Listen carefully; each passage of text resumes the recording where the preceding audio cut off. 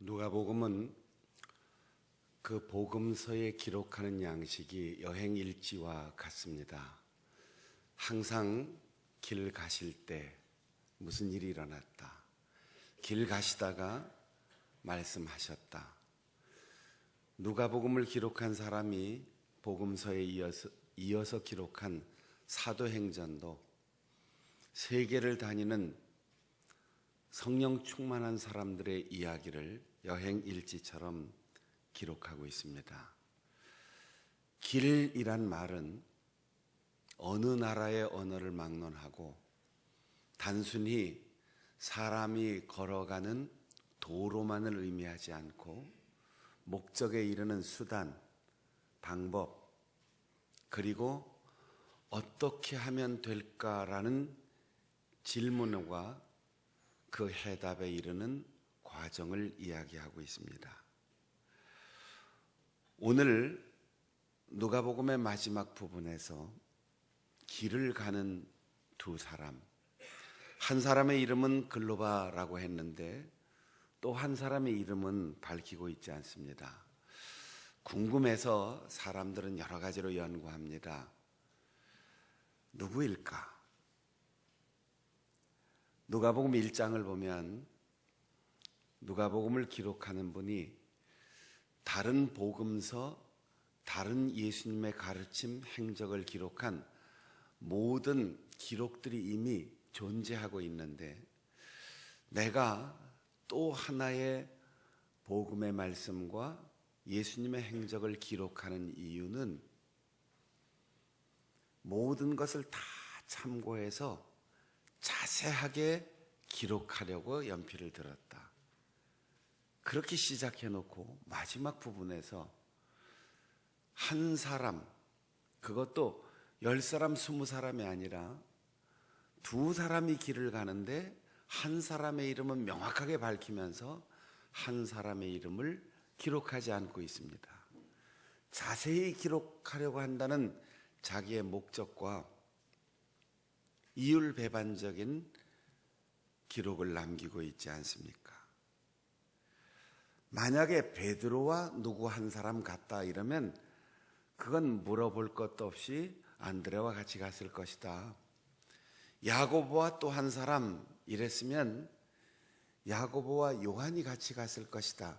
충분히 상상할 수 있는데 글로바가 누구와 짝이 되어서 갔을까?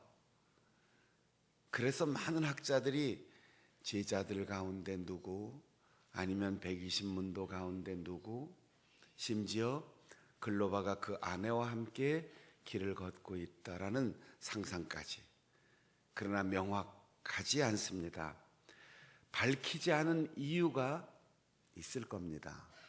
자세하게 기록한다라고 하면서 두 사람 중에 한 사람의 이름을 기록하지 않은 이유, 그 이유가 무엇이겠습니까? 이 글을 읽는 독자들에게 당신이 글로바와 함께 지금 이 길을 걷고 있습니다. 글로바가 만났던 엠마오 길의 예수님을 당신도 만나십시오. 엠마오 길에서 예수님과 함께 글로바가 예수님이 주시는 음식을 먹으면서 눈이 열렸는데 이 글을 읽는 당신의 눈이 열리기를 바랍니다.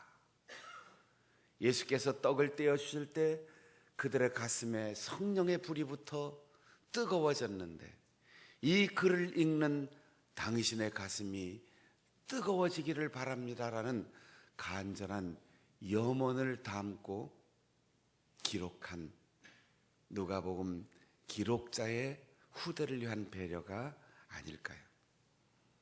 엠마오로 가는 길, 예루살렘을 떠나 예루살렘을 등지고 가는 사람입니다. 그 두 사람이 한 25리쯤 떨어진 엠마오로 가는 길이라고 했습니다. 25리라고 하면 요즘 거리로는 10km 남짓한 거리인데 당시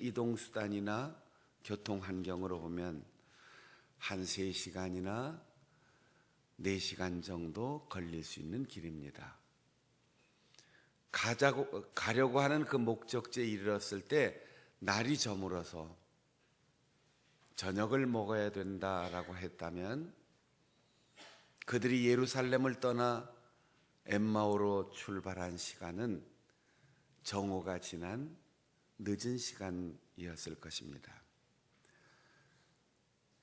그 길을 가면서 예수님 얘기하고 예수님 때문에 마음 아파하고 예수님이 다시 살아났다는 소문에 대하여 이야기하고 예수님을 따라다녔던 3년간의 추억을 이야기하는데 부활하신 예수님께서 오셨습니다. 그들 곁에 다가오셔서 함께 길을 가면서 무슨 얘기를 하고 있습니까? 라고 질문을 했고 그것도 알지 못하느냐 나무라기도 했고 당신의 죽음과 부활에 대하여 기록된 선지자 예언의 말씀을 자세히 풀어 해석해 주기도 했습니다. 그러나 그 두 사람의 마음은 열리지 않았고 눈도 열리지 않았고 예수님을 알아보지 못하는 슬픔에 가려진 두 눈으로 인생의 길 엠마오를 향한 길을 계속 가고 있습니다. 이윽고 날이 저물었습니다. 저녁 때가 되었습니다. 낯선 듯 그러나 어디서 본 듯한 그분은 그들이 엠마오로 들어가려고 하는데 계속 더 길을 가려는 것 같습니다. 그때 두 사람은 누구신지 모르지만 우리와 이렇게 3시간 이상 같이 이 길을 걸어오면서 이야기도 나누고 때로 꾸지람도 받았고 친절하게 성경을 잘 설명해서 공부도 시켜주시고 설교도 해주셨는데 이렇게 그냥 헤어질 수가 없습니다. 제발 강권하여라고 했습니다. 이 강권이란 말은 폭력이 개입한다 그런 뜻이에요. 강제적으로 힘을 쓴다는 거예요. 아니, 난 그냥 더 갈 데가 있어서 조금 더 가야 되는데 안 됩니다. 그래도 식사하고 가십시오. 그 손을 붙들고 그 옷자락을 붙들고 우리와 같이 저녁 먹고 가십시오 라고 두 사람은 그분을 강권하여 집으로 모시고 들어갔습니다. 그리고 거기서 저녁 식사를 같이 나눕니다. 길이라고 하는 것은 눈에 보이는 도로가 아닌 의미를 생각해야 된다라고 서두에 말씀을 드렸습니다. 우리가 인생의 길을 걸어가면서 또 신앙과 사명의 길을 걸어가면서 이렇게 예루살렘을 등지고 슬픔에 빠져서 이젠 다 끝났다, 더 이상 희망이 없다라고 하는 절망적인 순간 우리가 지금까지 지향해왔던 길과 다른 길을 걸어갈 수가 있습니다. 우리가 가는 길에 인생의 찬란한 진리의 빛이 흐려지고 마땅히 볼 것을 보지 못하고 점점 어두워지는 그런 저녁이 우리의 인생에 올 때가 있습니다. 날이 저문다고 하는 것이 꼭 나이가 들어서 날이 저무는 게 아니고 나이와 관계없이 더 이상 아무것도 내가 할 게 없다. 더 이상 나에게 즐거움과 희망이 없다. 내가 지금까지 추구하고 노력해왔던 모든 것이 다 의미가 없다. 그런 판단을 할 때가 있습니다. 우리 인생에 밤이 올 때가 있어요. 절망적이고 아무리 몸부림쳐도 앞이 보이지 않는 어둠이 우리를 엄습할 때가 있습니다. 그러나 우리가 절망하지 않고 희망을 놓치지 않을 수 있는 것은 주님을 강권하여 모실 수 있는 자격과 그리고 신앙의 길이 열려 있다는 사실입니다. 오늘 우리의 개인과 우리의 가정과 우리의 직장과 기업, 그리고 우리의 한국 교회, 우리 민족의 역사에 도저히 앞이 보이지 않는 절망적인 어둠, 저녁이 올 수 있습니다. 틀렸어.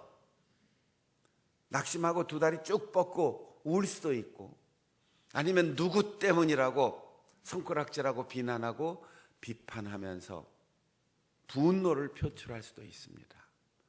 그러나 우리 그리스도인들은 언제나 주님을 우리의 문제의 한복판에 모셔드려야 돼요. 몸이 병들었으면 내 몸에 예수 그리스도께서 오시옵소서. 가정에 갈등이 있으면 우리 집안의 주인이 내가 가장이 아니라 예수님이 오셔서 부부 사이에, 부모와 자식 사이에, 형제 사이에 주님 오시옵소서. 우리 교회에 주님이 역사를 주장해 주시고 우리 민족의 역사의 중심에 주님이 와 주시옵소서. 강권할 수 있는 능력과 자격이 우리에게 있다는 거예요.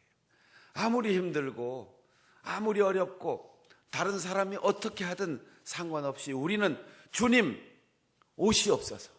주님 내 곁에 계시지요. 주님의 손을 잡고 우리의 가정으로, 우리의 직장으로, 우리의 교회로, 우리 민족의 권력의 중심으로 주님께서 오시기를 간절히 구할 수 있는 은혜의 길이 우리에게 열려 있다는 사실입니다. 여러분에게 지금 어떤 어려움이 있습니까? 어떤 절망감에 사로잡혀 있습니까? 내 인생의 캄캄한 밤이라고 생각하는 어둠이 와 있습니까? 주님 오시옵소서. 주님 나와 함께 식탁에 자리하시고 나와 함께 잠자리에 누우시고 나와 함께 길을 걸으시고 나와 함께 출근하시고 나와 함께 운전하시고 나와 함께 길을 걸어 주시옵소서. 그렇게 기도하는 오늘 이 아침이 될 수 있기를 바랍니다. 이 두 사람에게 사람으로서 할 수 있는 모든 일을 다 했어요. 가까이 오셔서 말을 걸으셨습니다. 그들과 함께 3시간 이상 같이 한 걸음 한 걸음 걸으셨습니다. 혹독하게 차갑게 야단도 치셨습니다. 차근차근히 설명도 하셨습니다. 묻고 대답하고 성경을 자세히 풀어서 공부도 시켜주셨습니다. 몇 번이나 설교도 하셨습니다. 그런데도 그들은 예수님 얘기하면서 예수님 알아보지 못했고 예수님과 함께 대화하면서도 예수님에 대하여 눈이 뜨이지 않았습니다. 우리 교회에 와서 누가복음 24장으로 설교를 12번을 했어요. 개인적으로 신방하면서 이 본문으로 권면한 적은 수도 없이 많아요. 예수님께서 친히 말씀하셔도 알아듣지 못하는, 그것도 제자 무리에 들어있는 사람, 12사도는 아닌 것 같은데 적어도 70명, 120명 기도하는 사람 속에 들어있는 사람들입니다. 그런 중요한 사람들이 예수님의 음성을 듣고도 깨닫지 못합니다. 나 같으면 에이 이제 틀렸다 포기하고 그냥 계속 갈 것 같아요. 우리 같이 식사합시다. 밥은 뭐 그렇게 얘기해도 그렇게 간절하게 호소해도 알아보지도 못하는 당신들하고는 밥 먹을 생각도 없어. 그리고 그 시간, 그 아까운 시간 잘 깨닫고 알아듣고 호의적인 사람 만나러 가지. 그럼 갈 것 같아요. 그런데 예수님은 그들과 함께 집으로 들어가셨습니다. 그리고 떡을 떼십니다. 얼마나 속상할까요? 얼마나 갑갑할까요? 그런데 예수님은 그 떡을 쪼개서 그들에게 주셨습니다. 그것도 애따 미운 놈 떡 하나 먹어라 그렇게 준 게 아니에요. 축사하시고 감사합니다. 참 좋습니다. 그래 3시간 동안 알아듣지 못하는 얘기를 그래도 들어가면서 여기까지 같이 왔으니 잘했다. 그렇게 긍정하고 칭찬하고 감사하며 떡을 주셨는데 그 떡을 받는 순간 지금까지 3시간 동안 이야기하고 걸어온 일이 헛되지 않음을 눈이 확 열렸어요.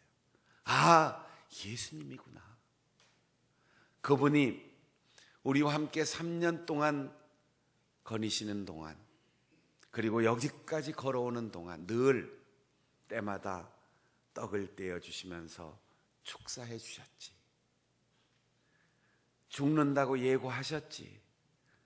다시 살아나신다고 예고하셨지. 하나님의 나라가 완성되는 그날까지 떡을 뗄 때마다 나를 기억하라고 말씀하셨지. 그들은 마침내 기억해냈습니다. 그리고 마음으로부터 영안이 열려서 예수님을 알아보았습니다. 축사하셨다고 했어요.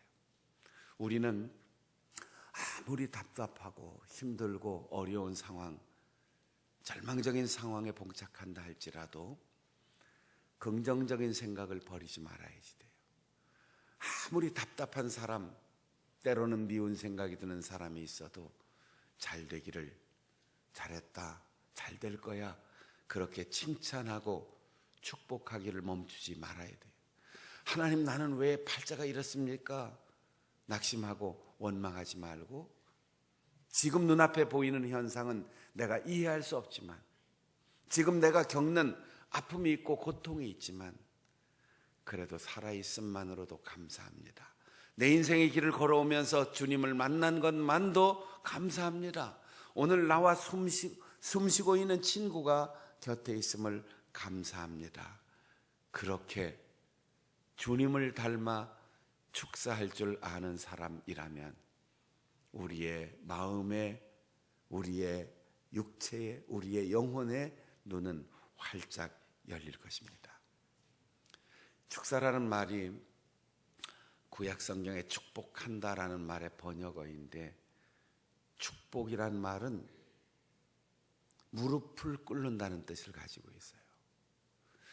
유교적인 문화에서 살아온 우리들이 축복한다 그러면 밑에 있는 사람들에게 이렇게 내려가는 것처럼 생각이 드는데, 히브리 전통에서의 축복은 무릎을 꿇고 상대방을 높이면서 복을 빌어요.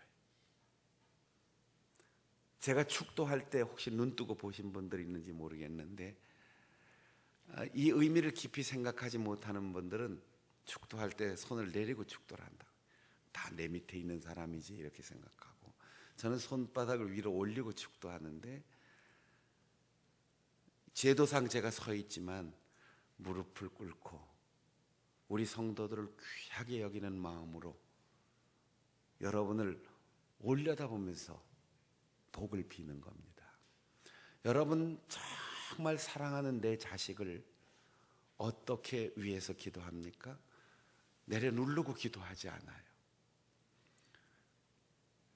처음으로 자식을 얻었을 때, 귀한 손자 손녀를 보았을 때 그 아이를 사랑하는 아버지, 어머니, 할아버지, 할머니는 그 아이를 안고 올려요. 예쁘구나, 사랑스럽구나. 구약시대의 제사는 제사장이 제주가 가지고 온 그 제물을 손에 들고 올립니다. 그래서 거제라고 하는 제사의 양식은 그 제물을 들고 머리 위로 올려서 흔들어요. 이게 거제고 이게 요제입니다. 내 머리 위로 들어 올려서 거제를 드리고 거기서 흔들어 요제를 드립니다. 예수님께서 그 답답하고 꽉 막힌 제자들 앞에서 음식을 들고 떡을 들고 올리셨습니다. 그리고 무릎을 꿇어 그들 앞에 낮아지시고 요단강 밑바닥까지 낮아지신 것처럼 무덤 속에 들어가신 것처럼 그 답답한 제자들을 귀하게 올리시고 복을 빌으셨습니다. 사랑하는 여러분, 오늘 조찬기도회 우리의 식탁이 서로를 높이 올려주고 밥 한 그릇 주는 것도 반찬 한 가지 서로 나누는 것도 상대방을 귀하게 여기고 올려주는 그런 조찬의 모임이 되어서 우리의 마음이 열리고 눈이 열리는 은혜로운 기적을 경험할 수 있기를 바랍니다. 감사하고 칭찬하고 긍정하니까 성경을 읽고 설교를 듣고 꾸지람을 받고 길게 대화하는데도 열리지 않았던 그들의 눈이 활짝 열렸습니다. 눈이 밝아졌다. 밝아졌다는 말이 눈이 열렸다 그런 뜻입니다. 광도를 뜻하는 것이 아니고 문이 열렸다라는 상태를 의미하는 단어입니다. 그리고 조금 후에 뒤로 가서 24장 45절에 보면 그들이 예루살렘에 가서 거기에 모여있는 제자들과 만나서 서로 은혜의 간증을 주고받는데 예수님이 그들에게 오셨습니다. 그리고 거기서 다시 그들과 생선을 나누어 먹는데 그들의 마음이 열렸다고 했어요. 거기에 열렸다도 똑같은 단어입니다. 마음의 눈이 열리고 육신의 눈이 열리고 영적인 눈이 열리는 것, 음식을 잡수실 때에 열림의 기적이 일어났습니다. 주일날 오후에 일어난 일입니다. 우리가 매 주마다 예배드리는 이 주일은 주님의 부활을 기념하는 날입니다. 부활이 무엇입니까? 무덤이 열린 날입니다. 세상의 구원의 문이 열린 날입니다. 하나님 나라의 문이 열린 날입니다. 그날 예수님께서 무덤을 열고 나오셨지만 제자들의 눈은 슬픔과 외로움으로 닫혀 있고 마음도 닫혀 있었습니다. 그런데 음식을 나눠 먹으면서 식구가 되고 성경을 읽고 말씀을 듣는 것이 그들의 마음에 와 닿을 수 있는 마음의 문이 열렸던 것입니다. 성경을 깨닫고 예수 그리스도를 보고 기쁨이 회복되었습니다. 같은 저자가 기록한 사도행전 17장 27절에 보면 바울 사도가 그리스 아테네에 가서 복음을 전할 때 그들을 향하여 아레오바고라고 하는 법정에서 외친 말씀이 있습니다. 하나님은 멀리 계시지 않는다. 하나님은 닫힌 세계 피 안에 계시지 않는다. 하나님은 누구든 바보 같은 사람이든 많이 배운 사람이든 남자든 여자든 더듬어 찾기만 하면 누구나 만날 수 있도록 가까이 계시는 분이다 라고 이야기하였습니다. 사랑하는 성도 여러분, 특별히 남전도의 첫 올해 조찬기도에 모인 우리 성도 여러분,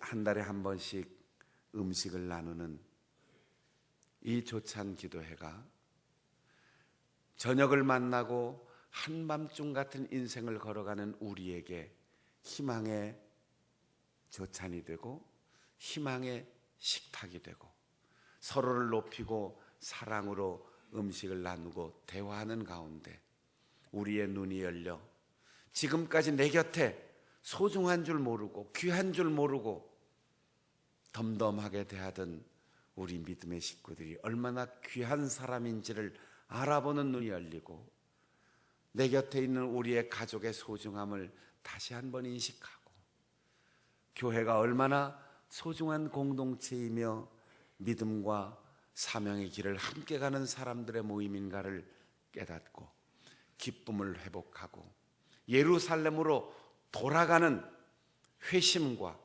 축복의 전기를 맞이할 수 있는 우리 모든 성도들이 될 수 있기를 바랍니다.